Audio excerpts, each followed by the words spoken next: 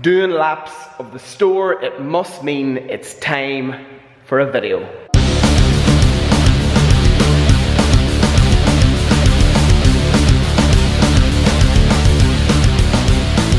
Week 6, all good.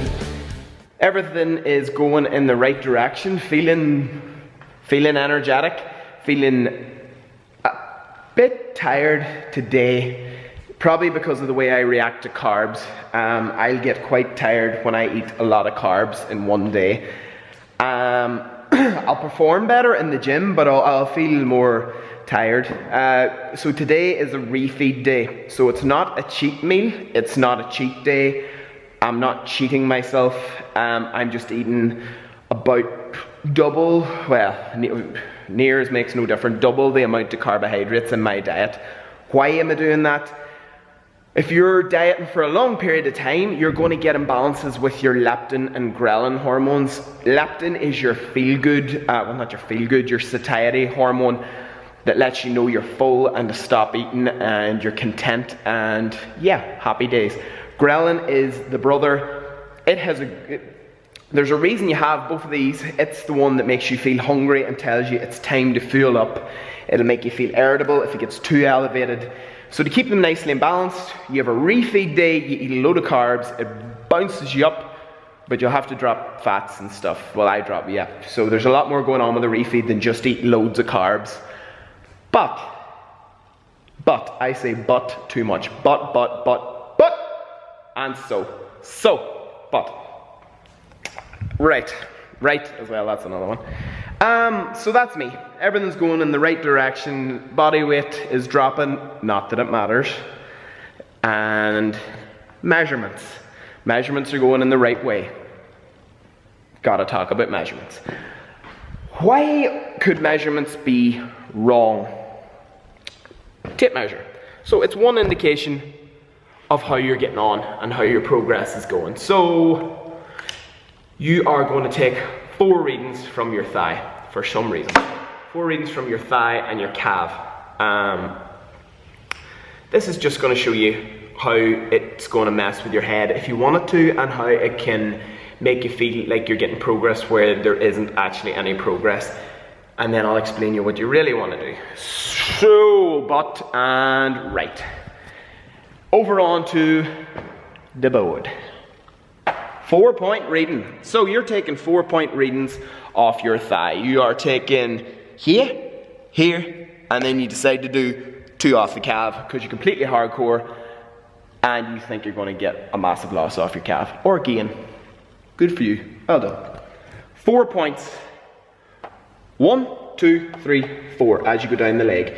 So after 2 weeks, you lost an inch. Well, we'll use me. I lost an inch.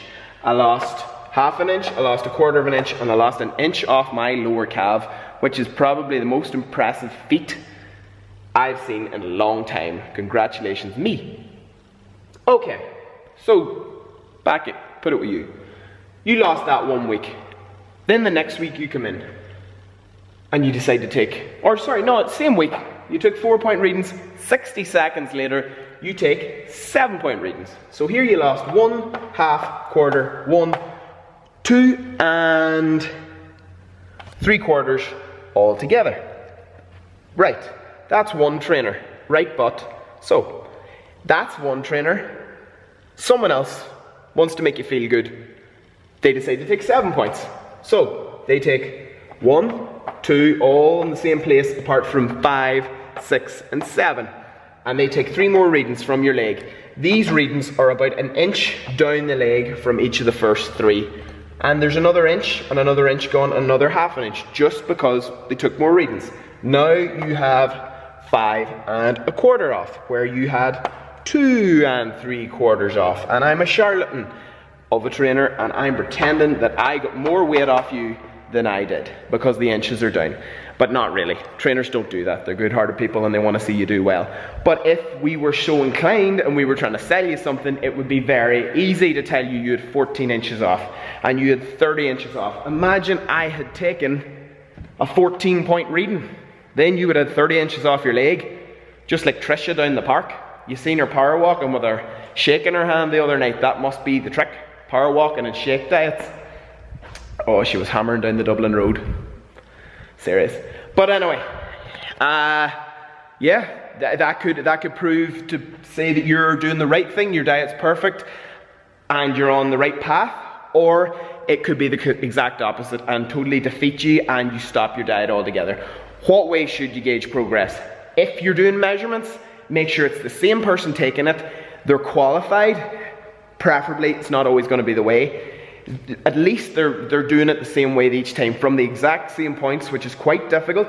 They're pulling the same tension on the tape measure and the same time of day, things like that. Better way of measuring yourself, gauging success. How do you feel? How's your skin? How are you sleeping? Have you imagined yourself strangling Tom that sits 2 desks down in the last 48 hours?